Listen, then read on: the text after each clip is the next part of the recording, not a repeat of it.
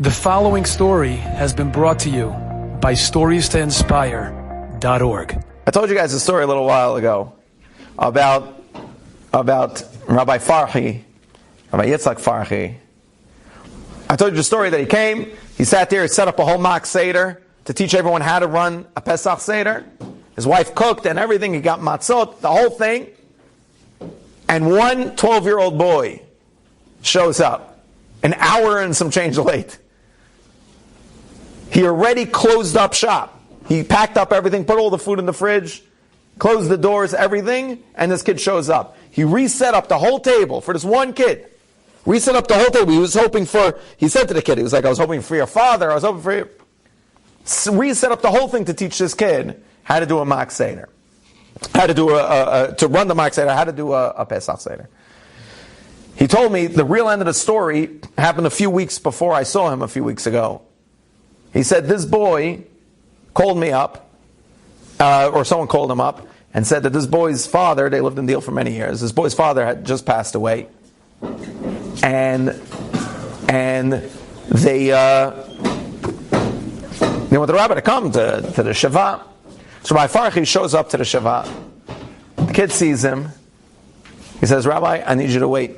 I need you to wait here 1 second. He goes running into the garage, sifting through boxes, comes back, and he has a Haggadah in his hand. And he says, Rabbi, I want to show you something. This guy's now in his upper 20s. He says, Rabbi, I want to show you something. He opens up the Haggadah, and he said, my father couldn't read Hebrew. He couldn't run the Seder. He said, so it was on me. He's like, that's why I was the one to show up. It was on me to be there to learn how to run a Seder. And I want to show you something. And he pulls out a piece of paper, and he says, these are the notes I took at that mock Seder, like 14 years beforehand. This happened, mamash, a few weeks ago. 14 years beforehand. This is the notes I took. And I've been giving the same Seder for 14 years because you stuck around that night. If you wouldn't have, I'm telling you now, my family wouldn't have a Seder. This guy's already older now. And Rabbi Farhi told me, he's like, if you really want to know why it's amazing, if you really want to know he said he escaped Syria, him and a few of his friends, without their families. They were kids, they were 16, 17. They escaped from Syria. And they came to Israel, and in Israel they put them into these displaced people's camps.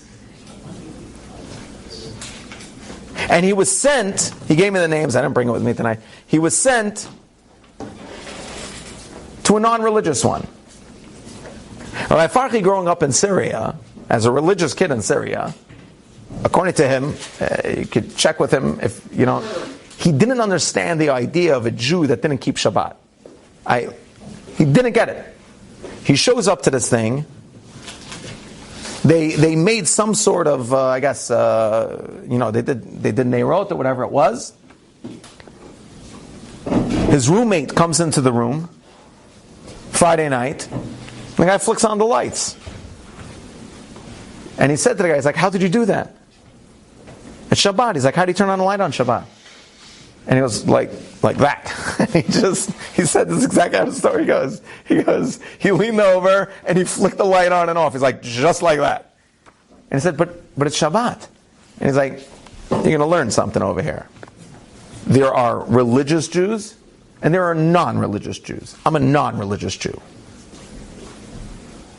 Farhi waited, Motzei Shabbat, he gathers together, he was the ringleader, he gathers together 5 or 6 of the boys who came with him.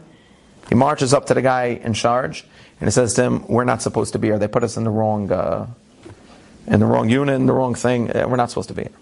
And the guy said, what do you mean you're not supposed to be here? And he said, I'm not supposed to be here. I'm supposed to be by a religious one. He said, you don't get to choose where you go. It's not how this works. This isn't made to order. You go where you're sent. He said, you're not leaving, you're staying here, you're not allowed to leave, you're underage, you're a kid, the police will pick you up, they'll find you, and they're going to bring you back here anyway. So you're not allowed to leave, you have to stay here. And Rabbi Farhi, this is exactly how he said over the story.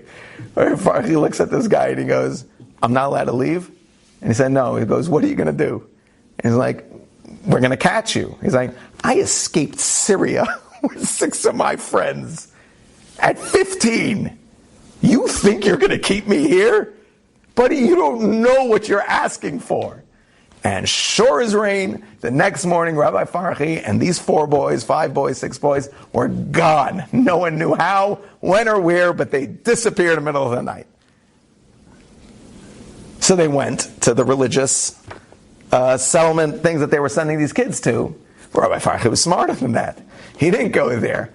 He found a yeshiva in the middle of Yerushalayim, and he settled down over there. He just walked in with these 5 guys. They sat down at a table and just started learning.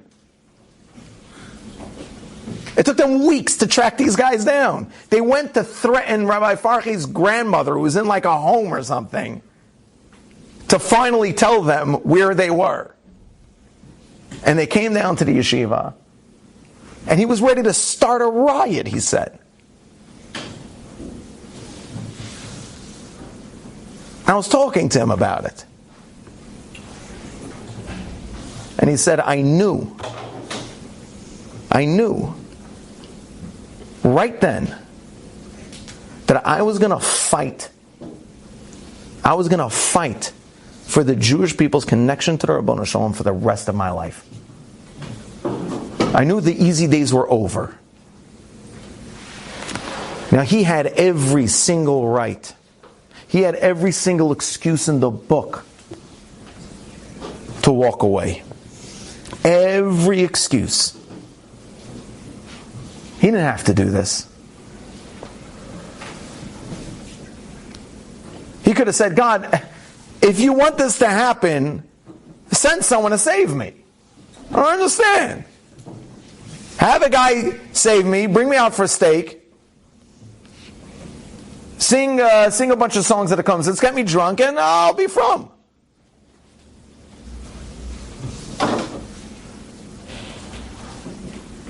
This is what the Mishnah is talking about. You're going to do something great, says the Mishnah. Al tefrosh manat tzibor. But you don't separate from the group. You keep the group with you. Now you have a responsibility. So Rabbi Farhi left. He became Rabbi Farhi. He went to Deal, New Jersey, and he started being Mekar of one person after another, after another, after another, after another. Enjoyed this story? Come again. Bring a friend. StoriesToInspire.org